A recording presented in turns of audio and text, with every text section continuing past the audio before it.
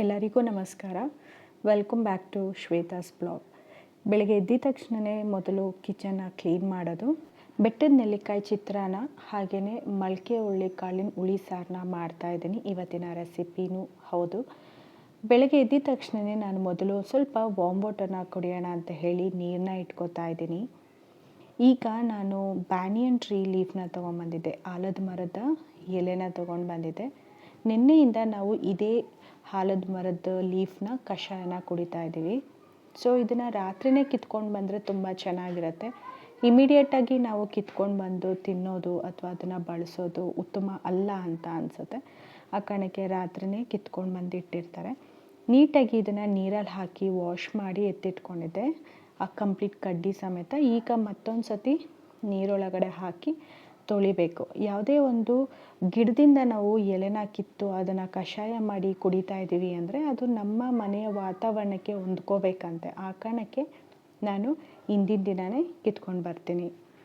ಈಗ ಒಂದು ದೊಡ್ಡ ದಬ್ರಿಗೆ ಅಂದರೆ ಬ್ರೇಷನ್ಗೆ ಹುಣಸೆಹಣ್ಣ ಹಾಕಿ ಇಟ್ಟಿದ್ದೀನಿ. ಯಾಕಂತ ಹೇಳಿದ್ರೆ ದೇವ್ರ ಸಾಮಾನ ತೊಳಿಬೇಕು. ಇವತ್ತು ಭಾನುವಾರ ಆಗಿರೋದ್ರಿಂದ ನಮ್ಮ ಮನೆಯ ವಾರ. ಎಸ್ಪೆಷಲಿ ದೇವ್ರ ಸಾಮಾನ ತೊಳಿಬೇಕು ಅಂತ ಹೇಳಿದ್ರೆ ಈ ಥರ ಹುಣಸೆಹಣ್ಣ ನೆನೆಹಾಕಿ ನೀಟಾಗಿ ನೀರಲ್ಲಿ ರಸ ಬಿಡೋವರೆಗೂ ಬಿಡಬೇಕು. ಯೂಸ್ ಮಾಡಿರೋ ನಿಂಬೆಹಣ್ಣು ಅಥವಾ ಒಂದು ಕಾಲು ಭಾಗದಷ್ಟು ನಿಂಬೆಹಣ್ಣ ಏನು ಮಾಡಬೇಕು, ಆ ನೀರೊಳಗಡೆ ಹಾಕಿ ಒಂದು 5 ಮಿನಿಟ್ಸ್ ಬಿಡಬೇಕು.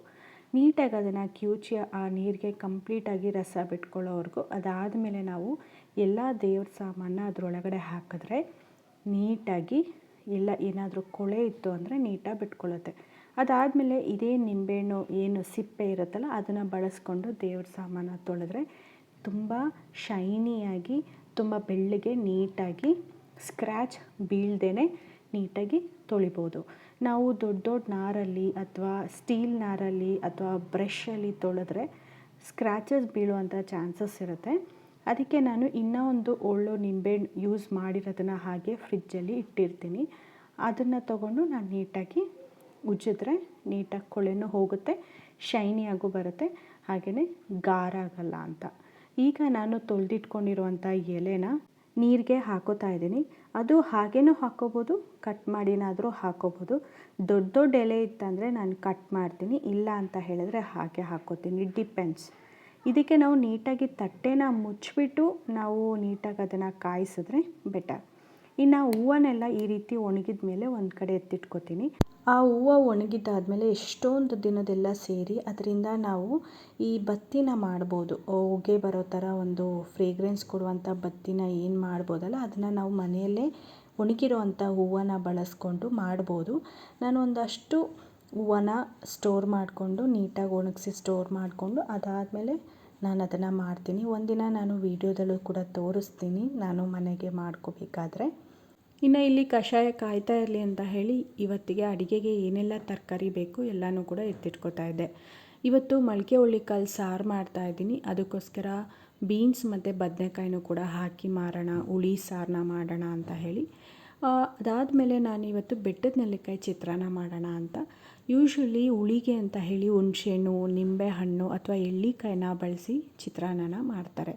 ನಾನು ಕೊರ್ಲೆನ ಆಲ್ರೆಡಿ ಬೆಳಗ್ಗೆನೇ ಅನ್ನ ಮಾಡುವಾಗ ಬೇಯಿಸಿ ಇಟ್ಕೊಂಡ್ಬಿಟ್ಟಿದ್ದೀನಿ. ಅದನ್ನು ನಾನು ಚಿತ್ರಾನ್ನ ಮಾಡೋದಕ್ಕೆ, ಆದರೆ ಬೆಟ್ಟದ ನೆಲ್ಲಿಕಾಯಿನ ಬಳಸ್ಕೊಂಡು ಇವತ್ತು ನಾನು ಚಿತ್ರಾನ್ನ ಮಾಡ್ತಾಯಿದ್ದೀನಿ. ಹಾಗೆ ಬೂದು ಕುಂಬಳಕಾಯಿ ಜ್ಯೂಸನ್ನ ಕೂಡ ಮಾಡ್ತಾಯಿದ್ದೀನಿ. ಲಾಸ್ಟ್ ವಿಡಿಯೋದಲ್ಲಿ ಆಲ್ರೆಡಿ ನಿಮಗೆ ಹೇಳಿದೆ, ಬೂದು ಕುಂಬಳಕಾಯಿ ಒಂದು ಸತಿ ನಾವು ತಂದರೆ 3 to 4 days ನಾವು ಅದನ್ನೇ ಜ್ಯೂಸನ್ನ ಬಳಸ್ತೀವಿ ಕಂಟಿನ್ಯೂಸ್ ಆಗಿ ಅಂತ. ಯಾವುದೇ ಒಂದು ಜ್ಯೂಸ್ ಅಥವಾ ಕಷಾಯನ ನಾವು ಕುಡಿತಿದ್ದೀವಿ ಅಂದರೆ ಕಂಟಿನ್ಯೂಸ್ ಆಗಿ 3 days ಅಥವಾ 4 days ಸೇಮ್ ಜ್ಯೂಸ್ ಅಥವಾ ಸೇಮ್ ಕಷಾಯನ ಕುಡಿಯೋದ್ರಿಂದ ನಮ್ಮ ದೇಹಕ್ಕೆ ಒಳ್ಳೆ ಬೆನಿಫಿಟ್ಸ್ ಸಿಗುತ್ತೆ.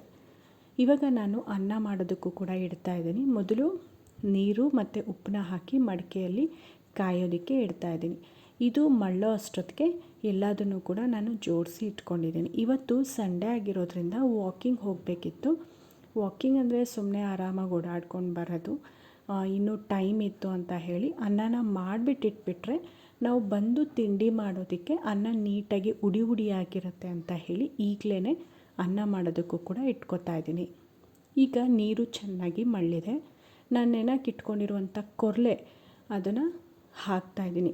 ಕೊರ್ಲೆ ಆಗಿರಲಿ, ಯಾವುದೇ ಮಿಲ್ಲಿಟ್ಸ್ ಆಗಿರಲಿ, 7ರಿಂದ 9-10 ನಿಮಿಷದೊಳಗಡೆ ಅನ್ನ ಆಗೋಗ್ಬಿಡುತ್ತೆ. ನಾವು ವೈಟ್ ರೈಸ್ನ ಬೇಯಿಸ್ಬೇಕಂದ್ರೆ ಅಟ್ಲೀಸ್ಟ್ ನೆನೆಸಿ ಬೇಯಿಸೋದಾದ್ರೂ ಕೂಡ ನಾವು ಓಪನ್ ಆಗಿ ಬೇಯಿಸಿದ್ರೆ ಒಂದು 20 ಮಿನಿಟ್ಸ್ ಆದರೂ ಬೇಕು. ಇದು ಬರೀ ನಮಗೆ 7 ನಿಮಿಷನೇ ಸಾಕು ಆ್ಯಕ್ಚುಲಾಗಿ. ಸೊ ಈ ರೀತಿ ಬೇಯಿಸ್ಕೊಳ್ಳೋಕೆ ಇಟ್ಕೊಂಡು ಹಾಗೆ ಕೈಯಾಡ್ಕೊತಾ ಇದ್ದೀನಿ. ಇದು ಅನ್ನ ಬೇಗನೆ ಹಾಕೋದ್ರಿಂದ ನನಗೆ ಟೈಮಿನ ವೇಸ್ಟ್ ಆಗೋಲ್ಲ. ಇನ್ನು ಈ ಕಡೆ ಕಷಾಯನೂ ಕೂಡ ಕಾದಿತ್ತು, ಅದನ್ನು ಕೂಡ ಆಫ್ ಮಾಡಿ ಇಟ್ಟಿದ್ದೀನಿ. ನಾವು ವಾಕಿಂಗ್ ಹೋಗಿ ಬರೋಷ್ಟರೊಳಗೆ ಒಂದು ರೂಮ್ ಟೆಂಪ್ರೇಚರ್ಗೆ ಬಂದಿರತ್ತೆ. ಇನ್ನು ಸ್ವಲ್ಪ ಹಾಗೆ ಆಡೋಷ್ಟರೊಳಗೆ ನೋಡ್ಬೋದು ಅನ್ನ ಕಂಪ್ಲೀಟಾಗಿ ನೀಟಾಗಿ ಸಾಫ್ಟಾಗಿ ಬೆಂದಿದೆ. ಮಿಲಿಟ್ಸಲ್ಲಿ ತುಂಬ ಹೆವಿಯಾದ ಫೈಬರ್ ಇದೆ, ಪ್ರೋಟೀನ್ ಇದೆ. ಈ ಕಾರಣಕ್ಕೆ ಮಿಲಿಟ್ಸ್ನ ಪ್ರತಿದಿನ ತಿನ್ನೋದು ದೇಹಕ್ಕೆ ಬಹಳನೇ ಉತ್ತಮ. ಈಗ ಅನ್ನ ಎಲ್ಲ ಆಯಿತು, ವಾಕಿಂಗು ಕೂಡ ಹೋಗಿದ್ವಿ. ವಾಕಿಂಗ್ನ ಮುಗಿಸ್ಕೊಂಡು ಬಂದಮೇಲೆ ನಾನು ತರಕಾರಿನ ಹೆಚ್ಚುತ್ತಾ ನಾನು ತರಕಾರಿ ಹೆಚ್ಚಿ ಒಂದೊಂದು ಸತಿ ಹೋಗ್ತಾಯಿದ್ದೆ, ಬಟ್ ಟೈಮ್ ಆಗಿತ್ತು. ಅನ್ನ ಮಾಡಿಬಿಟ್ಟು ಹೋಗ್ಬಿಟ್ಟೆ ಬೇಗ ಬಂದುಬಿಟ್ಟೆ, ನಾವು ಮಾಡ್ಕೊಳ್ಳೋಣ ಅಂತ ಬೇಗನೆ ಹೋಗಿ ಬೇಗನೆ ಬಂದ್ವಿ. ಯೂಶ್ವಲಿ ಪ್ರತಿ ಸಂಡೇ 8:30 ಆ ಥರ ಹೋದರೆ ಇವತ್ತು ನಾವು ಒಂದು 7:30ಗೆಲ್ಲ ಹೋಗ್ಬಿಟ್ಟು ಬಂದ್ವಿ. ಇವತ್ತು ನಾನು ಮೊಳಕೆ ಹುರುಳಿಕಾಳಿಗೆ ಬದನೆಕಾಯಿನ ಹಾಕ್ತಾಯಿದ್ದೀನಿ. ಬದನೆಕಾಯಿ ಹಾಕಿದ್ರೆ ಸಾರಿಗೆ ಒಂದು ಒಳ್ಳೆ ರುಚಿನೇ ಕೊಡುತ್ತೆ. ಆದರೆ ನಮ್ಮ ಮನೇಲಿ ಬದನೆಕಾಯಿ, ಆಲೂಗೆಡ್ಡೆ ಬಳಸೋಲ್ಲ, ಜಾಸ್ತಿ ಬಳಸೋಲ್ಲ. ತುಂಬ ಅಪರೂಪಕ್ಕಾದರೆ ಬಳಸ್ತೀವಿ, ಯಾಕಂದರೆ ಅದು ವಾಯಿ ಅಂತ ಅನ್ನೋದ್ರಿಂದ ನಾವು ತುಂಬಾ ಕಡಿಮೆ ಬಳಸೋದು. ಬದನೆಕಾಯಿ ಗೊಜ್ಜು ಮಾಡಬೇಕು ಅಂತ ಹೇಳಿ ತಂದಿದ್ದೆ, ಹಾಗೆ ನಾನು 2 ಬದನೆಕಾಯಿ ಎತ್ತಿಟ್ಟಿದ್ದೆ. ಇಲ್ಲ ಎಲ್ಲ ಹಾಕಿ ಮಾಡಿದ್ರೂ ಕೂಡ ಜಾಸ್ತಿ ಆಗಿಬಿಡುತ್ತೆ ಅಂತ. ಇವಾಗ ನಾನು ಹಸಿಮೆಣ್ಸಿನ್ಕಾಯಿ ಚಿತ್ರಾನ್ನಕ್ಕೆ ಹೆಚ್ಕೋತಾ ಇದ್ದೀನಿ. ಬೀನ್ಸು ಬದನೆಕಾಯಿ ಎರಡೂ ಹಾಕಿ ಹುರುಳಿಕಾಳು ಹಾಕಿ ನಾನು ಹುಳಿ ಸಾರನ್ನ ಮಾಡ್ತಾಯಿದ್ದೀನಿ. ಸೊ ಇದನ್ನೆಲ್ಲದನ್ನು ಕೂಡ ಒಂದು ಕಡೆಯಿಂದ ನೀಟಾಗಿ ಕೂತ್ಕೊಂಡು ಹೆಚ್ಕೋತೀನಿ. ಇನ್ನು ಇವತ್ತು ಸಾರಿನ ಜೊತೆಗೆ ಹಾಗೆ ಬೆಟ್ಟದ ನೆಲ್ಲಿಕಾಯಿ ಚಿತ್ರಾನ್ನದ ಜೊತೆಗೆ ಮಡಿಕೆ ಕಾಳು ಅಂತ ಕೇಳಿರ್ತಾರೆ. ಇದು ನಾರ್ತ್ ಕರ್ನಾಟಕದಲ್ಲಿ ಜಾಸ್ತಿ ಬಳಸ್ತಾರೆ. ಮಡಿಕೆ ಕಾಳನ್ನ ನೆನೆಹಾಕಿ ಅದನ್ನು ಮಡಿಕೆ ತಗೊಂಡಿದ್ದೆ. ಸೊ ಮಡಿಕೆ ಕಾಳನ್ನ ಮತ್ತು ಮೊಳಕೆ ತೆಗೆಯೋದು ಅಂದರೆ ಹೇಗೆ ಹೇಳೋದು ಗೊತ್ತಿಲ್ಲ. ಅದನ್ನು ಕೂಡ ಒಗ್ಗರಣೆ ಮಾಡ್ತಾಯಿದ್ದೀನಿ ಸೈಡ್ ಕಾಳು ಹಾಗೆ.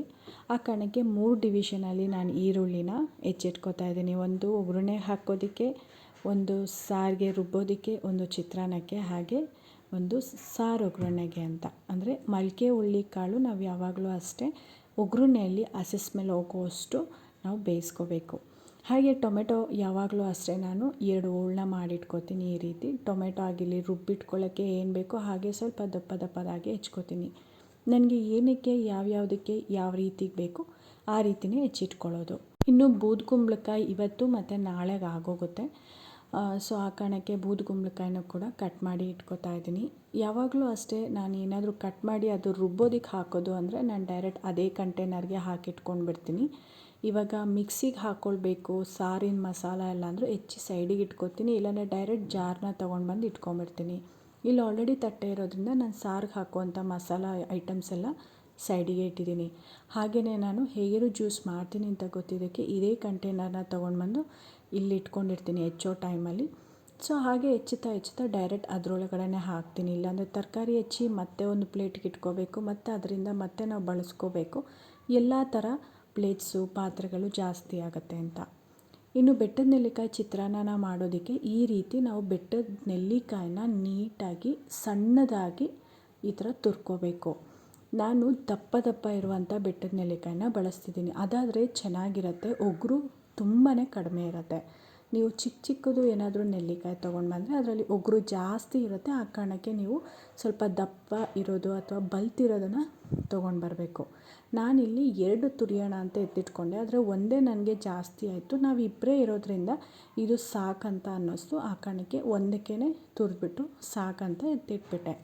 ನೀವು ಕೂಡ ಈ ಚಿತ್ರಾನ್ನ ಟ್ರೈ ಮಾಡಿ, ಎಷ್ಟು ಟೇಸ್ಟಿ ಇರುತ್ತೆ ಗೊತ್ತಾ. ಬೆಟ್ಟದ ನೆಲ್ಲಿಕಾಯಿ ತಿನ್ನೋಕ್ಕೆ ಇಷ್ಟ ಇದ್ದು ತಿನ್ನೋಕ್ಕಾಗಲ್ಲ, ಒಗ್ರಿರುತ್ತೆ ಅನ್ನೋರು ಇದನ್ನು ಮಾಡ್ಕೋಬೋದು. ಅಥವಾ ನೀಟಾಗಿ ಸಣ್ಣದಾಗಿ ಉದ್ದುದವಾಗಿ ಹೆಚ್ಚಿಟ್ಕೊಂಡು ಒಂದು ಕಪ್ಪಿಗೆ ಅಥವಾ ಒಂದು ಬಾಕ್ಸ್ಗೆ ಉಪ್ಪು ಖಾರ ಹಾಕಿ ನೀಟಾಗಿ ಅದನ್ನು ನಾವು ಅಲ್ಲಾಡಿಸಿ ಇಟ್ಬಿಟ್ರೆ ಒಂದು 1/2 ಅವರ್ ಆದಮೇಲೆ ಹಾಗೆ ತಿನ್ನೋಕ್ಕೂ ಕೂಡ ತುಂಬ ಟೇಸ್ಟಿಯಾಗಿರುತ್ತೆ.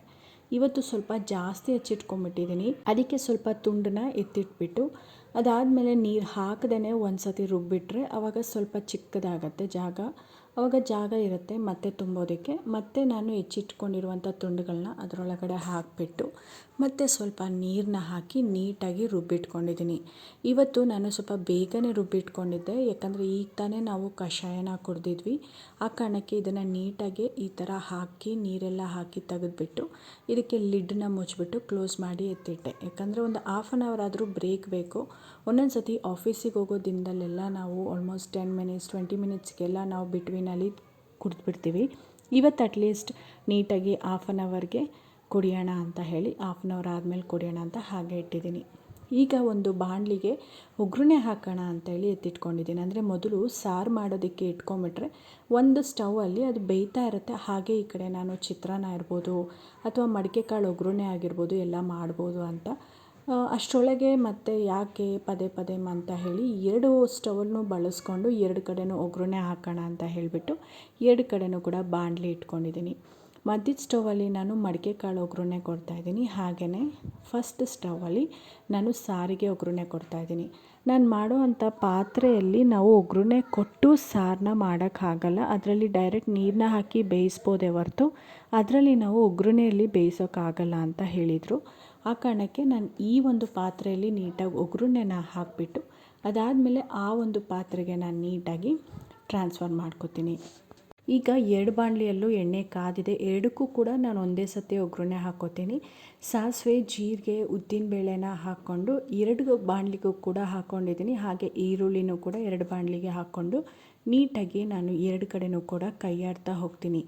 ಏನೇ ಕೈಯಾಡಿದ್ರೂ ಕೂಡ ಮಧ್ಯದಲ್ಲಿ ಏನು ಇಟ್ಕೊಂಡಿದ್ದೀನಿ ಅಂದರೆ ಮಡಿಕೆ ಕಾಳು ಒಗ್ಗರಣೆ ಏನು ಇಟ್ಕೊಂಡಿದ್ದೀನಿ ಅದು ಬೇಗ ಬೇಯುತ್ತೆ. ಯಾಕಂದರೆ ಕ್ವಾಂಟಿಟಿನೂ ಕಡಿಮೆ, ಚಿಕ್ಕ ಬಾಣಲಿ ಆಗಿರುತ್ತೆ.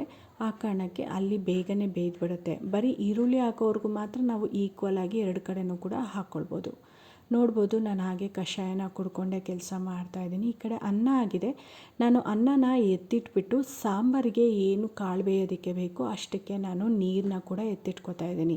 ಈ ಪಾತ್ರೆ ಬಳಪದ ಕಲ್ಲಿನ ಪಾತ್ರೆ ಆಗಿರೋದ್ರಿಂದ ಇದರಲ್ಲಿ ನಾವು ಎಣ್ಣೆ ಹಾಕಿ ಒಗ್ಗರಣೆ ಹಾಕೋದಕ್ಕಾಗಲ್ಲ. ಈ ರೀತಿ ನೀರನ್ನ ಹಾಕಿ ನಾವು ಬೇಕಾದರೆ ಇದ್ರ ಮೇಲೆ ಒಗ್ಗರಣೆ ಹಾಕ್ಬೋದೇ ಹೊರತು ಇದಕ್ಕೆ ನಾವು ಒಗ್ಗರಣೆ ಹಾಕೋದಕ್ಕಾಗಲ್ಲ. ನಾವು ಇದನ್ನು ಪರ್ಚೇಸ್ ಮಾಡೋ ಟೈಮಲ್ಲಿ ಅವರು ಕೂಡ ಹೀಗೆ ಹೇಳಿದರು. ಅದಕ್ಕೆ ನಾನು ಏನು ಮಾಡ್ತೀನಿ, ಯಾವಾಗಲೂ ಅಷ್ಟೇ ಬೇರೆ ಬಾಣಲಿಯಲ್ಲಿ ನೀಟಾಗಿ ಈ ಥರ ಒಗ್ಗರಣೆ ಹಾಕಲೇಬೇಕು ಅನ್ನೋ ಒಂದು ಸಾರಿಗೆ ಮಾತ್ರ ಹಾಕ್ತೀನಿ. ಇಲ್ಲಾಂದರೆ ನಾನು ಸಾರಿಗೆ ಒಗ್ಗರಣೆ ಯಾವುದೇ ಕಾರಣಕ್ಕೂ ಹಾಕೋದಿಲ್ಲ. ಈಗ ನಾನು ಕರ್ಬೇವಿನ ಸೊಪ್ಪನ್ನ ಹಾಕ್ತಾಯಿದ್ದೀನಿ. ಮಡಿಕೆ ಕಾಳಿ ಕಡೆ 2 ಎಸಳಷ್ಟು ಹಾಕ್ತಾಯಿದ್ದೀನಿ. ಹಾಗೆ ಸಾಂಬಾರಿಗೂ ಕೂಡ ಅಷ್ಟೇ. ಸಾಂಬಾರಲ್ಲಿ ನಾವು ಎಷ್ಟೇ ಕರ್ಬೇವಿನ ಸೊಪ್ಪು ಹಾಕಿದಷ್ಟು ಅಷ್ಟೇ ರುಚಿ ಹೆಚ್ಚಾಗುತ್ತೆ. ನೀವು ಟ್ರೈ ಮಾಡಿ ಒಂದು ಸತಿ. ಕರ್ಬೇವಿನ ಸೊಪ್ಪನ್ನ ಈರುಳ್ಳಿ ಅಥವಾ ಟೊಮೆಟೊ ಹಾಕಿದ್ದಾದಮೇಲೆ ಕರ್ಬೇವಿನ ಸೊಪ್ಪನ್ನ ಹಾಕಿ ಸಾರು ಮಾಡಿ, ಆವಾಗ ಬರೋ ಫ್ರೇಗ್ರೆನ್ಸೇ ಬೇರೆ, ರುಚಿನೇ ಒಂಥರ ಡಿಫ್ರೆಂಟಾಗಿ ಕೊಡುತ್ತೆ. ನಾನು ಹಸಿಮೆಣ್ಸಿನ್ಕಾಯಿ ಹಾಕೋದನ್ನು ಮರ್ತುಬಿಟ್ಟಿದ್ದೆ. ಹಸಿಮೆಣ್ಸಿನ್ಕಾಯಿ ಮಡಿಕೆ ಕಾಳು ಪಲ್ಯಕ್ಕೆ ಹಾಗೆಯೇ ಚಿತ್ರಾನ್ನಕ್ಕೆ 2ಕ್ಕೂ ಕೂಡ ಹೆಚ್ಚಿಟ್ಕೊಂಡಿದ್ದೆ. 2 ಹಸಿಮೆಣ್ಸಿನ್ಕಾಯಿ ಪೀಸಸ್ ಏನಿರುತ್ತೆ ಅದನ್ನು ನಾನು ಒಗ್ಗರಣೆಗೆ ಹಾಕ್ಕೊಂಡೆ. ಬರೀ ಮಡಿಕೆ ಕಾಳನ್ನ ನಾನು ಆಲ್ರೆಡಿ ಅನ್ನ ಮಾಡೋ ಟೈಮಲ್ಲೇ ಸ್ಟೀಮಲ್ಲಿ ಬೇಯಿಸಿಟ್ಕೊಂಡಿದ್ದೆ. ಅದನ್ನು ಹಾಕಿಬಿಟ್ಟು ಮತ್ತೆ ನಾನು ನೀಟಾಗಿ ಕೈಯಾಡ್ತಾಯಿದ್ದೀನಿ. ಮಡಿಕೆ ಕಾಳು ಸೇಮ್ ನೋಡೋದಕ್ಕೆ ಅಥವಾ ರುಚಿ ಇರ್ಬೋದು, ಪ್ರತಿಯೊಂದು ಕೂಡ ಹೆಸರು ಕಾಳು ರೂಪನೇ ತೊಗೊಂಡಿದೆ. ಬರೀ ಕಲರ್ ಹೆಸರು ಕಾಳು ಹಸಿರಿದ್ರೆ ಇದು ಒಂದು ಸ್ವಲ್ಪ ಬ್ರೌನಿಷ್ ಬರುತ್ತೆ ಅಷ್ಟೇ. ಮಡಿಕೆ ಕಾಳು ಕೂಡ ತುಂಬ ರುಚಿಯಾಗಿರುತ್ತೆ, ಹಾಗೆ ದೇಹಕ್ಕೆ ತಂಪು. ಮಡಿಕೆ ಕಾಳಿನ ಪಲ್ಯಕ್ಕೆ ನಾನಿವಾಗ ಸ್ವಲ್ಪ ರುಚಿಗೆ ತಕ್ಕಷ್ಟು ಉಪ್ಪನ್ನ ಹಾಕಿ ನೀಟಾಗಿ ಕೈಯಾಡ್ತೀನಿ. ಯಾಕಂತ ಹೇಳಿದ್ರೆ ನಾವು ಉಪ್ಪನ್ನ ಹಾಕಿದ್ದಾದಮೇಲೆ ಒಂದು ಸ್ವಲ್ಪ ಕೈಯಾಡಿದಾಗ ಎಲ್ಲ ಕಾಳಿಗೂ ನೀಟಾಗಿ ಸೇರಿಕೊಳ್ಳುತ್ತೆ. ಇನ್ನು ಹಸಿಮೆಣ್ಸಿನ್ಕಾಯಿ ಲೇಟಾಗಿ ಹಾಕಿರೋದ್ರಿಂದ ಖಾರ ಬಿಟ್ಟಿರಲ್ಲ ಅಂತ ಹೇಳಿ 1/4 ಟೇಬಲ್ ಸ್ಪೂನ್ ಆಗುವಷ್ಟು ಖಾರದ ಪುಡಿನ ಹಾಕಿ ಕೈಯಾಡ್ತಾಯಿದ್ದೀನಿ. ಇಲ್ಲಿ ನೀಟಾಗಿ ಕೈಯಾಡೋದ್ರಿಂದ ಉಪ್ಪು ಆಗಿರಲಿ ಖಾರ ಆಗಿರಲಿ ನೀಟಾಗಿ ಕಾಳಿಗೆ ಇಳ್ಕೊಳ್ಳುತ್ತೆ. ಅಬ್ಸರ್ವ್ ಮಾಡೋದ್ರಿಂದ ತಿನ್ನುವಾಗ ರುಚಿ ಸಿಗುತ್ತೆ. ನಾವು ಯಾವುದೇ ಪದಾರ್ಥನ ನಾವು ಒಗ್ಗರಣೆ ಹಾಕ್ತಾಯಿದ್ದೀವಿ ಅಂದರೆ ಆ ಒಂದು ಪದಾರ್ಥಕ್ಕೆ ಉಪ್ಪು ಖಾರ ಹುಳಿ ನೀಟಾಗಿ ಇಳ್ಕೊಂಡ್ರೆ ಅಥವಾ ಒಬ್ಸರ್ವ್ ಮಾಡಿದ್ರೆ ನಮಗೆ ಆ ಅಡುಗೆ ತುಂಬ ರುಚಿ ಅಂತ ಅನಿಸುತ್ತೆ. ಇನ್ನು ಮಡಿಕೆ ಕಾಳಂತೂ ರೆಡಿ ಆಯಿತು. ಇನ್ನೊಂದು 2 ನಿಮಿಷ ಅದು ನೀಟಾಗಿ ಬೆಂದರೆ ಆಫ್ ಮಾಡ್ತೀನಿ. ಇನ್ನು ಈ ಕಡೆ ಸಾಂಬಾರಿಗೆ ಅಂತ ಹಾಕಿರುವಂಥ ಒಗ್ಗರಣೆ ನೀಟಾಗಿ ಬೆಂದಿತ್ತು. ಇವಾಗ ನಾನು ಬೀನ್ಸ್ ಏನು ಕಟ್ ಮಾಡಿ ಇಟ್ಕೊಂಡಿದ್ದೆ ಅದನ್ನು ಹಾಕಿದ್ದೀನಿ. ಒಂದು ಫ್ರೈ ಆಗಿದ ತಕ್ಷಣವೇ ಅಂದರೆ ಜಸ್ಟ್ ಒಂದು 2 ನಿಮಿಷ ಆಗಿದ ತಕ್ಷಣವೇ ನಾನು ಮತ್ತೆ ಬದನೆಕಾಯಿನೂ ಕೂಡ ಹಾಕಿದ್ದೀನಿ. ಯಾವಾಗಲೂ ಅಷ್ಟೇ ಬದನೆಕಾಯಿ ಕಟ್ ಮಾಡಿದ ತಕ್ಷಣವೇ ನೀರೊಳಗಡೆ ಹಾಕಿ ಅಥವಾ ರಾಗಿ ಹಿಟ್ಟನ್ನ ಸರವ್ರಿ. ರಾಗಿ ಹಿಟ್ಟನ್ನ ಸರವೋದ್ಕಿಂತ ಬೆಸ್ಟ್ ಆಪ್ಷನ್ ಅಂದರೆ ನೀರೊಳಗಡೆ ಹಾಕೋದು. ಆವಾಗ ಬದನೆಕಾಯಿ ಕಲೆ ಬಿಟ್ಕೊಳ್ಳಲ್ಲ, ಅಂದರೆ ಕಪ್ಪಾಗೋದಿಲ್ಲ, ಹಾಗೆ ಕೈಗೂ ಕೂಡ ಕಳೆ ಬಿಟ್ಕೊಳ್ಳಲ್ಲ. ಅವೆರಡೂ ಕೂಡ ಹಾಫ್ ಬಾಯ್ಲ್ ಆಗಿದ ತಕ್ಷಣವೇ ನಾವು ಮೊಳಕೆ ಹುರುಳಿಕಾಳು ಏನು ಇಟ್ಕೊಂಡಿದ್ವಿ ಅದನ್ನು ಹಾಕಬೇಕು. ಯಾವಾಗಲೂ ಅಷ್ಟೇ ಮೊಳಕೆ ಹುರುಳಿಕಾಳು ಸಾರು ಮಾಡ್ತಾಯಿದ್ದೀವಿ ಅಂದರೆ ಒಗ್ಗರಣೆಯಲ್ಲಿ 100% ನಾವು ಬೇಯಿಸಲೇಬೇಕು. ಅದು ಸ್ವಲ್ಪ ಒರಟಿನ ಪದಾರ್ಥ, ಹಾಗೆ ನೆನೆಸಿ ಮೊಳಕೆ ತೆಗ್ದಿರೋದ್ರಿಂದ ಟೇಸ್ಟು ಇಳ್ಕೊಳ್ಳೋಕ್ಕೂ ಕೂಡ ಒಂದು ಹೆಲ್ಪ್ ಆಗುತ್ತೆ ನಾವು ಒಗ್ಗರಣೆ ಹಾಕೋದ್ರಿಂದ. ಹಾಗೆ ಹಸಿದು ನಾವು ಬೇಯಿಸಿದ್ರೆ ಅದು ಅಷ್ಟು ಟೇಸ್ಟ್ ಕೊಡಲ್ಲ. ಈ ರೀತಿಯೂ ಕೂಡ ನೀವು ಮಾಡಿ ನೋಡಿ. ಇವೊಂದು ಬಸ್ಸಾರು ಮಾಡಬೇಕಾದ್ರೂ ಕೂಡ ನಾವು ಕೂಗ್ಸೋಕ್ಕೂ ಮುಂಚೆ ಒಗ್ಗರಣೆ ಟೈಮಲ್ಲೇ ಸಾಂಬಾರು ಪುಡಿ ಮತ್ತು ಖಾರದ ಪುಡಿನ ಹಾಕಿ ಬೇಯಿಸ್ತೀವಿ. ಹಾಗೆ ಹುಳಿ ಸಾರು ಇರ್ಬೋದು. ಆದರೆ ಮೊಳಕೆ ಕಾಳಿಗೆ ಅಂತ ಬಂದರೆ ಇದೇ ರೀತಿಯೇ ನಾವು ಮಾಡಬೇಕಾಗತ್ತೆ. ಇನ್ನು ಅಷ್ಟರೊಳಗೆ ಕಾಯಿನ ರೆಡಿ ಮಾಡ್ಕೋಬೇಕು. ಇವತ್ತು ಕಾಯಿ ತುರಿಯೋದಕ್ಕೆ ಅಂತ ಕಾಯಿ ಹೊಡೆದಿದ್ವಿ. ಬೇಸಿಗೆ ಇರೋದ್ರಿಂದ ನೀರೆಲ್ಲ ಹಿಂಗೋಗಿತ್ತು. ಕಾಯಿ ಚಿಪ್ಪಿಂದ ಎಬ್ಬಿ ಬಂದಿರೋದ್ರಿಂದ ನಾವು ತುರಿಯೋಕ್ಕೂ ಕೂಡ ಕಷ್ಟ ಆಗುತ್ತೆ. ಆ ಕಾರಣಕ್ಕೆ ನಾನು ಮಡಿಕೆ ಕಾಳು ಪಲ್ಯಕ್ಕೂ ಮತ್ತು ಸಾಂಬಾರಿಗೂ ಮತ್ತು ಚಿತ್ರಾನ್ನಕ್ಕೂ ಇಷ್ಟಕ್ಕೂ ಕಾಯಿನ ನಾನು ಇವತ್ತು ಬಳಸೋದ್ರಿಂದ ಎಲ್ಲ ಕಾಯಿ ಏನಿತ್ತು ಅದನ್ನೆಲ್ಲ ನೀಟಾಗಿ ಕಟ್ ಮಾಡಿಕೊಂಡು ಮಿಕ್ಸಿ ಜಾರಲ್ಲಿ ತರಿಯಾಗಿ ರುಬ್ಕೋತೀನಿ. ಮೊದಲು ನಾನು ಚಿತ್ರಾನ್ನಕ್ಕೆ ಹಾಗೆಯೇ ಕಾಳಿಗೆ ರುಬ್ಕೋತೀನಿ. ಸಾಂಬಾರಿಗೆ ಹಾಗೆ ಮಸಾಲ ರುಬ್ಬೇಕಾದ್ರೇ ಹಾಕೋಣ ಅಂಥೇಳಿ ಹಾಗೆ ಸ್ವಲ್ಪ ಎತ್ತಿಟ್ಕೊಂಡು ಈ ರೀತಿ ತರಿಯಾಗಿ ರುಬ್ಕೋಬೇಕು. ಆವಾಗ ತುರ್ಕೊಂಡಿರೋ ಥರನೇ ಕಾಯಿ ಇರುತ್ತೆ. ಫುಲ್ಲು ನುಣ್ಣದಾಗಿ ರುಬ್ಕೊಂಬಿಟ್ರೆ ಆ ಕಾಯಿ ಥರ ಅನಿಸಲ್ಲ, ಏನೋ ಒಂದು ಪೌಡ್ರ್ ಹಾಕಿದ್ದೀವಿ ಅನಿಸುತ್ತೆ. ಸೊ ಆ ತುರ್ಕೊಂಡಿದ್ದಾದಮೇಲೆ ನಾನು ಆ ಒಂದು ಕಾಯಿ ತುರಿನ ಕಾಳಿಗೆ ಹಾಕಿ ನೀಟಾಗಿ ಮಿಕ್ಸ್ ಮಾಡಿ ಇವಾಗ ಸ್ಟವ್ನ ಆಫ್ ಮಾಡ್ತಾಯಿದ್ದೀನಿ. ಇದು ರೆಡಿ ಆಯಿತು. ಅಷ್ಟರೊಳಗೆ ನಾನು ಸಾರನ್ನ ನೀಟಾಗಿ ಮಾಡಿಟ್ಕೋತೀನಿ. ಇವತ್ತು ಸಂಡೇ ಆಗಿರೋದ್ರಿಂದ ಇಬ್ಬರು ಇವಾಗ ಹಶ್ವಾಗಿದೆ, ತಿಂಡಿ ತಿನ್ನಬೇಕು ಅಂದಾಗ ನಾವು ಚಿತ್ರಾನ್ನನ ಮಾಡ್ಕೋತೀವಿ. ಅಲ್ಲಿವರೆಗೂ ಸಾಂಬಾರು ಎಲ್ಲದು ಬೇರೆ ಬೇರೆ ಕೆಲಸಗಳಿರ್ಬೋದು, ಅಥವಾ ಮಿಕ್ಕಿರೋ ಪಾತ್ರೆ ಇರ್ಬೋದು, ಸೈಡಿಂದ ಕ್ಲೀನ್ ಮಾಡೋದಿರ್ಬೋದು, ದೇವ್ರ ಹತ್ರ ಕ್ಲೀನ್ ಮಾಡೋದಿರ್ಬೋದು, ಕಸ ಹೊಡೆದು ನೆಲ ಒರೆಸೋದಿರ್ಬೋದು, ಪ್ರತಿಯೊಂದು ಕೆಲಸನೂ ಮಾಡ್ಕೋತಿರ್ತೀವಿ. ಸಂಡೇನೇ ನಮಗೆ ಕಂಪ್ಲೀಟಾಗಿ ಸಮಾಧಾನವಾಗಿ ಕೆಲಸ ಮಾಡೋದಕ್ಕೆ ಟೈಮ್ ಸಿಗೋದು. ಆ ಕಾರಣಕ್ಕೆ ಬಟ್ಲಲ್ಲಿ ಇನ್ನೂ ಸ್ವಲ್ಪ ಕಾಯಿ ಇರಲಿ ಅಂತ ಹೇಳಿ ಒಂದು 4-5 ಪೀಸ್ನ ಎತ್ತಿಟ್ಬಿಟ್ಟು ಸಾಂಬಾರಿಗೆ ಮಸಾಲಾನ ರುಬ್ಕೋತಾ ಇದ್ದೀನಿ. ಸ್ವಲ್ಪ ತುರಿದಿರೋ ಅಂಥ ಕಾಯಿ ಅದೇ ಒಂದು ಜಾರಲ್ಲಿತ್ತು. ಅದಕ್ಕೆ ಈರುಳ್ಳಿ, ಬೆಳ್ಳುಳ್ಳಿ, ಇನ್ನೂ ಸ್ವಲ್ಪ ಹೆಚ್ಚಿಟ್ಕೊಂಡಿರುವಂಥ ಕಾಯಿನೂ ಕೂಡ ಹಾಕಿಟ್ಕೊಂಡಿದ್ದೀನಿ. ಇಷ್ಟನ್ನು ಹಾಕಿಬಿಟ್ಟು ಒಂದು ಎಸಲಷ್ಟು ಕರ್ಬೇವಿನ ಸೊಪ್ಪು, ರುಚಿಗೆ ತಕ್ಕಷ್ಟು ಹುಣಸೆ ಹಣ್ಣು, ಹುಳಿ ಕೂಡ ತುಂಬಾ ಇಂಪಾರ್ಟೆಂಟ್ ಸಾರಿಗೆ, ಹಾಗೆ 2 ಸ್ಪೂನ್ ಆಗೋಷ್ಟು ಖಾರದ ಪುಡಿ, ಹಾಗೆ 1.5 ಅಥವಾ 2 ಸ್ಪೂನ್ ಆಗೋಷ್ಟು ಸಾಂಬಾರು ಪುಡಿ.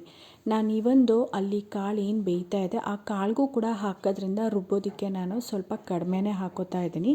ಕಾಳಿಗೂ ಕೂಡ ನಾನು ಇಷ್ಟೇ ಪ್ರಮಾಣದಲ್ಲಿ ಹಾಕ್ಕೊಂಡಾಗ ನನಗೆ ಕಾಳು ಆಗಿರಲಿ ಅಥವಾ ಸಾರಾಗಿರಲಿ ಒಳ್ಳೆ ರುಚಿ ಕೊಡುತ್ತೆ. ಆ ಕಾರಣಕ್ಕೆ ಇಷ್ಟನ್ನು ಹಾಕ್ಕೊಂಡು ರುಬ್ಕೋತೀನಿ. ಹಾಗೆ ಇವಾಗ ಟೊಮೆಟೊನ ಒಗ್ಗರಣೆಗೆ ಹಾಕ್ಕೋಬೇಕಿತ್ತು, ಹುರುಳಿಕಾಳಿನ ಒಗ್ಗರಣೆಗೆ. ಆ ಕಾರಣಕ್ಕೆ ಟೊಮೆಟೊನ ಸಣ್ಣದಾಗಿ ಹೆಚ್ಕೋತಾ ಇದ್ದೀನಿ. ಈಗ ಟೊಮೆಟೊನ ನಾನು ಹೆಚ್ಚಿಟ್ಕೋತಾ ಇದ್ದೀನಿ. ಒಂದೊಂದು ಸತಿ ನಾನು ಹಾಗೆ ಹೋಳು ಸಮೇತ ಹಾಕ್ತೀನಿ, ಆವಾಗ ಸಿಪ್ಪೆನ ತೆಗಿತೀನಿ. ಈಗ ಸಣ್ಣದಾಗಿ ಹೆಚ್ಚಿರೋದ್ರಿಂದ ನೀಟಾಗಿ ಸ್ಮ್ಯಾಶ್ ಆಗೋ ರೀತಿಯಲ್ಲಿ ನಾನು ನೀಟಾಗಿ ಒಗ್ಗರಣೆಯಲ್ಲೇ ಬೇಯಿಸ್ಕೊಂಬಿಡ್ತೀನಿ. ಯಾಕಂದರೆ ಇದು ಬೇಯೋ ಅಷ್ಟರೊಳಗೆ ನಾನು ಮಸಾಲಾನ ಕೂಡ ರುಬ್ಬಿಟ್ಕೊಂಬಿಟ್ಟಿರ್ತೀನಿ. ಈಗ ನಾನು ಹೋಳಾಕಿ ಬೇಯಿಸಿದ್ರೆ ಮತ್ತೆ ನಾನು ಅಷ್ಟು ಟೊಮೆಟೊ ಹೋಳಾಕಿ ಏನು ಇಟ್ಟಿರ್ತೀನಿ ಅದನ್ನು ತೊಗೊಂಡು ಮತ್ತೆ ರುಬ್ಬಬೇಕಾಗತ್ತೆ. ಆ ಕಾರಣಕ್ಕೆ ನಾನು ಸಣ್ಣದಾಗಿ ಹೆಚ್ಚಿಬಿಟ್ಟು ಒಗ್ಗರಣೆ ಮಾಡೋಣ ಅಂತ ಹೇಳಿ ಒಗ್ಗರಣೆಗೆ ಹಾಕಿ ಕೈ ಆಡ್ತಾಯಿದ್ದೀನಿ. ಟೊಮೆಟೊ ಮುಕ್ಕಾಲು ಭಾಗ ಬೆಂದಿದ್ದಾದಮೇಲೆ ಇದಕ್ಕೆ ರುಚಿಗೆ ಕಾಳಿಗೆ ಎಷ್ಟು ಬೇಕಾಗುತ್ತೋ ಅಷ್ಟು ಉಪ್ಪನ್ನ ಹಾಕ್ಕೊಳ್ತಾ ಇದ್ದೀನಿ. ಸಾಂಬಾರು ಪುಡಿ ಹಾಗೆ ಖಾರದ ಪುಡಿನೂ ಇಲ್ಲಿ ಹಾಕ್ಕೋತಾ ಇದ್ದೀನಿ. ಯಾಕಂದರೆ ಇದು ಸ್ವಲ್ಪ ಒರಟಿನ ಕಾಳು. ಆ ಕಾರಣಕ್ಕೆ ಬೇಯಿಸ್ಬೇಕಾದ್ರೇ ನಾವೇನು ಮಸಾಲ ಹಾಕ್ತೀವಿ ಆವಾಗ ನೀಟಾಗಿ ಕಾಳು ಅಬ್ಸರ್ವ್ ಮಾಡುತ್ತೆ. ಆವಾಗ ರುಚಿ ಚೆನ್ನಾಗಿರುತ್ತೆ, ಟೇಸ್ಟ್ ಕೂಡ ಅದ್ಭುತವಾಗಿರುತ್ತೆ, ಇನ್ನೂ ತಿನ್ನಬೇಕು ಅಂತ ಅನಿಸ್ತಿರುತ್ತೆ. ಆ ಕಾರಣಕ್ಕೆ ಮೊಳಕೆ ಹುರುಳಿಕಾಳು ಬಸ್ಸಾರು ಮುದ್ದೆ ಅಂದರೆ ಅದೊಂಥರ ಫೇಮಸ್ಸೇ ಆಗೋಗಿದೆ. ಈ ರೀತಿ ನಾನು ಎಲ್ಲ ಮಸಾಲಾನ ಹಾಕಿ ನೀಟಾಗಿ ಫ್ರೈ ಮಾಡ್ಕೋತೀನಿ. ಈ ಥರ ಫ್ರೈ ಮಾಡ್ಕೋಬೇಕಾದ್ರೆ ಸ್ವಲ್ಪ ಎಣ್ಣೆ ಎಲ್ಲ ಅಬ್ಸರ್ವ್ ಮಾಡಿ ಸ್ವಲ್ಪ ಡ್ರೈ ಆಗುತ್ತೆ. ಆ ಕಾರಣಕ್ಕೆ ಕೈ ಆಡ್ತಾನೇ ಇರಬೇಕು. ನೀಟಾಗಿದು ಹಸಿ ಸ್ಮೆಲ್ಲೆಲ್ಲ ಹೋಗಿದೆ, ಕೈ ಆಡಿ ಸಾಕು ಅಂತ ಅಂದಾಗ ನಾನು ಏನು ಪಾತ್ರೆಗೆ ನೀರು ಕಾಯೋದಕ್ಕೆ ಇಟ್ಟಿದ್ದೆ ಸಾಂಬಾರು ಮಾಡೋದಕ್ಕೆ, ಆ ಸಾಂಬಾರು ಕೂಡ ಕಾದಿತ್ತು. ಇವಾಗ ನಾನು ಏನು ಒಗ್ಗರಣೆ ಮಾಡಿಟ್ಕೊಂಡಿದ್ದೆ ಅಲ್ವಾ ಮೊಳಕೆ ಹುರುಳಿಕಾಳು ಎಲ್ಲದನ್ನು ಕೂಡ ಆ ನೀರೊಳಗಡೆ ಹಾಕ್ತಾಯಿದ್ದೀನಿ. ಹಾಕ್ಕೊಂಡ್ರೆ ಏನಾಗುತ್ತೆ, ನೀಟಾಗಿ ಸಾರು ಬೇಯೋದಕ್ಕೆ ಈಸಿ ಆಗುತ್ತೆ. ಈ ಪಾತ್ರೆಯಲ್ಲಿ ಒಂದು 10 ನಿಮಿಷ ಬೇಗನೆ ಬೇಯುತ್ತೆ. ಹಾಗೆ ಇನ್ನೇನು ಮುಕ್ಕಾಲು ಭಾಗ ಬೆಂದಿದೆ ಅಂದಾಗ ಆಫ್ ಮಾಡಿದ್ರೆ ನಾವು ಆಲ್ಮೋಸ್ಟ್ ಒಂದು 10-15 ಮಿನಿಟ್ಸ್ ಆದಮೇಲೆ ನೋಡಿದ್ರೂ ಕೂಡ ಇನ್ನೂ ಕುದೀತಾ ಇರುತ್ತೆ. ಹಾಗೆಯೇ ಕಾಳು ಕರೆಕ್ಟಾಗಿ ಬೆಂದಿರುತ್ತೆ. ಬಸ್ಸಾರು ಮಾಡಬೇಕಂದ್ರೆ ನಾವು ಕಾಳು ಇನ್ನೇನು ಬೆಂದ್ಬಿಟ್ಟಿದೆ ಅಂದಾಗಲೇ ಎತ್ತಿಡಬೇಕಾಗತ್ತೆ. ಯಾಕಂದರೆ ನಾವು ಮತ್ತೆ ಒಗ್ಗರಣೆ ಮಾಡೋದ್ರಿಂದ ಕಾಳು ಸ್ವಲ್ಪ ಗಟ್ಟಿಯಾಗೇ ಇರಬೇಕು. ಸೊ ಇವಾಗ ನಾನು ಇದಕ್ಕೆ ಲಿಡ್ಡನ್ನ ಮುಚ್ಚಿಬಿಟ್ಟು ನೀಟಾಗಿ ಬೇಯೋದಕ್ಕೆ ಬಿಟ್ಟಿದ್ದೀನಿ. ಅಷ್ಟರೊಳಗೆ ಸ್ಟವ್ ಇರ್ಬೋದು ಅಥವಾ ನಾನು ಏನಾದರೂ ಐಟಮ್ಸ್ ಎತ್ತಿಟ್ಕೊಂಡಿದ್ದು ಹಾಗೆ ಬಿಟ್ಟಿದ್ರೆ ಅದನ್ನೆಲ್ಲ ಕ್ಲೀನ್ ಮಾಡಿಕೊಂಡು ಪಾತ್ರೆ ಇರೋದನ್ನೆಲ್ಲ ತೊಳ್ಕೊಂಡು ಇಟ್ಕೊತಾ ಇದ್ದೆ. ಅಷ್ಟರೊಳಗೆ ಸಾರು ಕೂಡ ಬೆಂದಿತ್ತು. ಆವಾಗ ಸ್ಟವ್ನ ಆಫ್ ಮಾಡಿಬಿಟ್ಟು ನಾನು ಸ್ವಲ್ಪ ರಸನ ಎತ್ತಿಟ್ಕೊತಾ ಇದ್ದೀನಿ. ಇವತ್ತು ಕಾಳನ್ನ ಜಾಸ್ತಿ ಹಾಕಿ ನಾನು ಸಾರು ಮಾಡಿದ್ದೀನಿ. ಯಾಕಂದರೆ ಕಾಳನ್ನ ನಾವು ಸೈಡಿಗೆ ಹಾಕ್ಕೊಂಡು ಕೂಡ ತಿನ್ಬೋದು, ತುಂಬ ಚೆನ್ನಾಗಿರುತ್ತೆ. ಮತ್ತು ಅದೇ ಕಾಳನ್ನ ಒಗ್ಗರಣೆ ಹಾಕೋ ಬದಲು ಸಾರಿಂದಲೇ ಸೈಡಿಗೆ ಎತ್ತಿಟ್ಕೋಬೋದು ಅಂತ ಹೇಳಿ ಕಾಳನ್ನ ಸ್ವಲ್ಪ ಜಾಸ್ತಿ ಹಾಕಿದ್ದೀನಿ. ಈಗ ಸ್ವಲ್ಪ ನೀರಿನ ಅಂಶನ ಒಂದು ಬಟ್ಲಿಗೆ ಎತ್ತಿಟ್ಕೊಂಡಿದ್ದೀನಿ.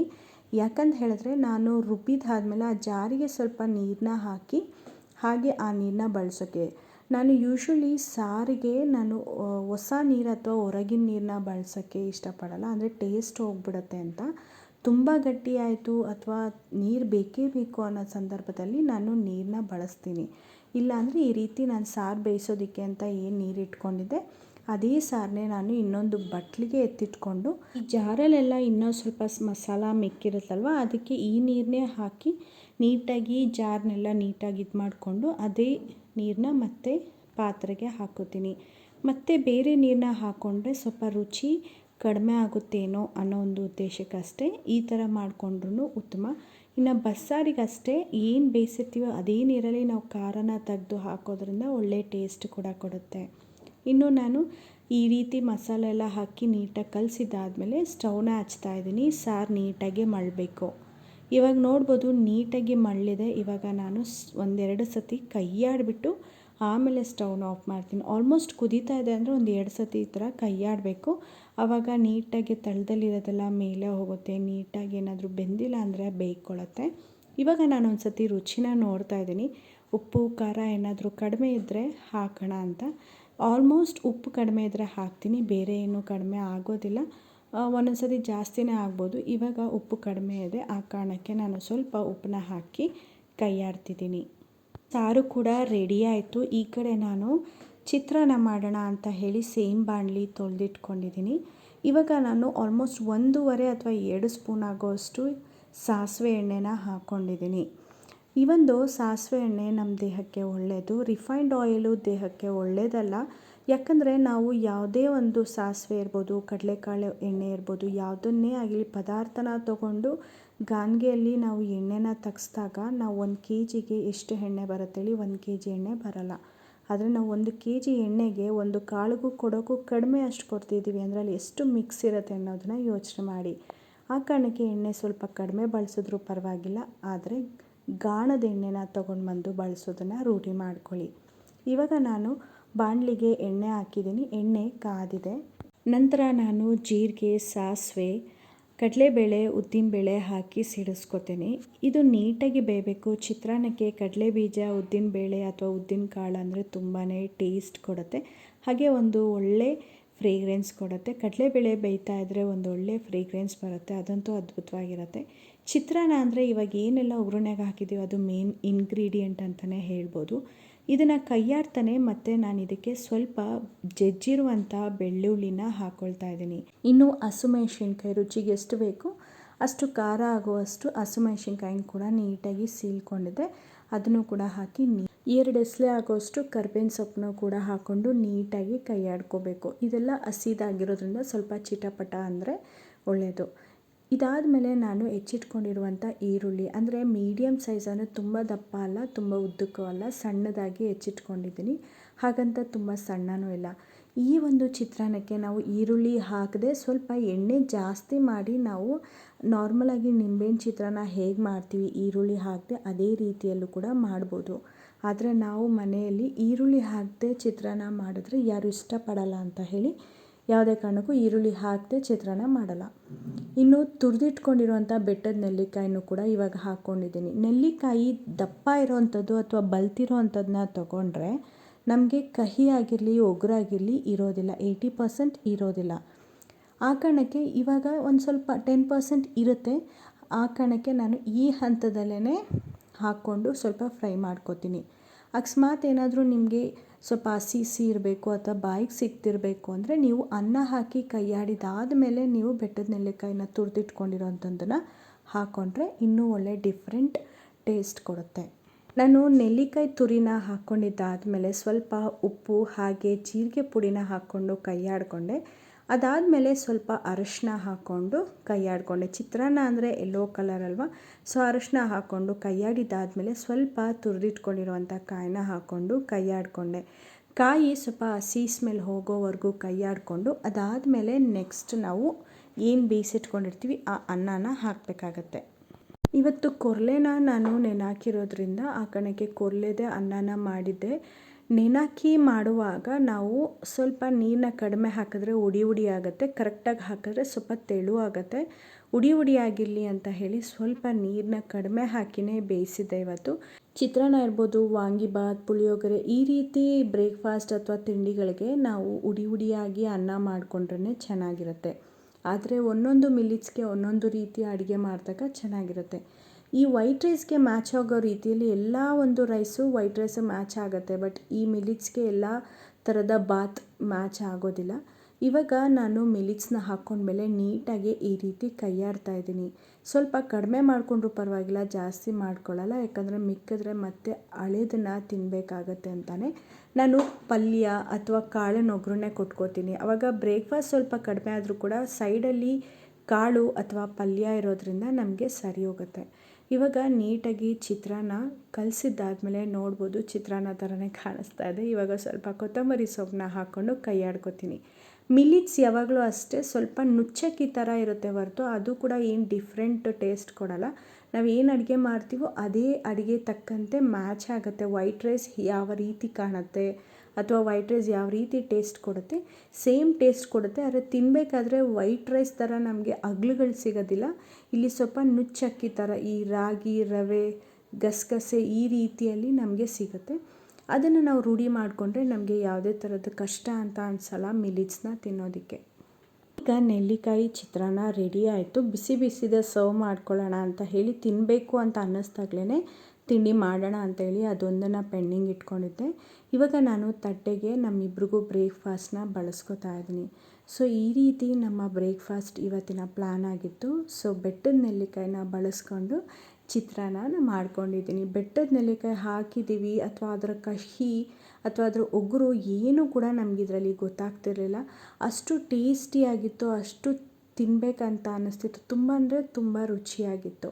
ಇನ್ನು ಸೈಡಿಗೆ ನಾನು ಮಡಿಕೆ ಕಾಳಿನ ಒಗ್ಗರಣೆನ ಮಾಡ್ಕೊಂಡಿದ್ದೆ ಅಲ್ವಾ, ಅದನ್ನು ಕೂಡ ಬಳಸ್ಕೊತಾ ಇದ್ದೀನಿ. ಪ್ರತಿ ಸತಿ ನಾವು ಊಟ ಮಾಡಬೇಕು ಒಂದು ರೀತಿಯ ಕಾಳು ಅಥವಾ ಒಂದು ರೀತಿಯ ಪಲ್ಯನ ನಾವು ಬಳಸ್ಕೊಳ್ಳೋದ್ರಿಂದ ಫೈಬರ್ ಕಂಟೆಂಟ್ ಕೂಡ ನಮ್ಮ ಬಾಡಿಗೆ ಸೇರುತ್ತೆ. ಇನ್ನು ಮಾವಿನಕಾಯಿ ಇತ್ತು ಊರಿಂದ ತಂದಿದ್ದು, ಅದನ್ನು ಕೂಡ ಕಟ್ ಮಾಡಿ ಇಟ್ಕೊಂಡಿದ್ದೀನಿ. ಇನ್ನು ಈರುಳ್ಳಿ ನಮ್ಮ ಮನೆ ಊಟದಲ್ಲಿ ಯಾವಾಗಲೂ 100% ಪ್ರೆಸೆಂಟ್ ಆಗಿರುತ್ತೆ. ಇನ್ನು ಈ ವಿಡಿಯೋ ಇಷ್ಟ ಆಗಿದ್ದರೆ ಅಥವಾ ಇವತ್ತು ತೋರಿಸಿರುವಂಥ ನೆಲ್ಲಿಕಾಯಿ ಚಿತ್ರಾನ್ನ ಇರ್ಬೋದು, ಮೊಳಕೆ ಹುರುಳಿಕಾಳು ಸಾರು ಇರ್ಬೋದು, ಮಡಿಕೆ ಕಾಳು ಒಗ್ಗರಣೆ ಇರ್ಬೋದು, ನಿಮ್ಗೆ ಇಷ್ಟ ಆಯ್ತಾನೆ ದಯವಿಟ್ಟು ಈ ವಿಡಿಯೋನ ಲೈಕ್ ಮಾಡಿ, ನೀವು ಕೂಡ ಟ್ರೈ ಮಾಡಿ, ಹಾಗೆ ಕಮೆಂಟ್ ಬಾಕ್ಸಲ್ಲಿ ತಿಳಿಸಿ. ಇನ್ನೂ ಸಬ್ಸ್ಕ್ರೈಬ್ ಆಗಿಲ್ಲ ಅಂದರೆ ಸಬ್ಸ್ಕ್ರೈಬ್ ಆಗಿ. ನಮಸ್ಕಾರ.